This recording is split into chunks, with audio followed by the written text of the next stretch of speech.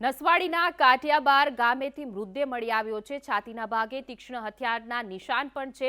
તો 55 વર્ષીય ભૂરિયા ભીલની હત્યા કરાયાની આશંકા સેવવામાં આવી રહી છે। પોલીસે આ મામલે વધુ તપાસ હાથ ધરી છે। તો છોટાઉદેપુરના નસવાડી તાલુકાના ડુંગર વિસ્તારના આ કાઠિયાબાર ગામની ઘટના છે કે જ્યાં એક અજાણ્યા વ્યક્તિનો મૃતદેહ મળી આવ્યો હતો। તપાસ કરવામાં આવતા તેના છાતીના ભાગે તીક્ષ્ણ હથિયારના ઘા પણ જોવા મળ્યા છે। તો 55 વર્ષીય આ વ્યક્તિની હત્યા થઈ હોય તેવી આશંકા વ્યક્ત કરવામાં આવી છે। રાત્રિના 3 વાગે પોલીસ મૃતદેહની લઈને પોસ્ટમોર્ટમ માટે તપાસ કરવામાં આવી રહી છે। હોસ્પિટલ ખસેડવામાં આવ્યો છે। મૃતદેહ વધુ તપાસ હાથ ધરવામાં આવી છે। હત્યા કે આત્મહત્યા તે અંગે પણ પોલીસે તપાસ કરી રહી છે।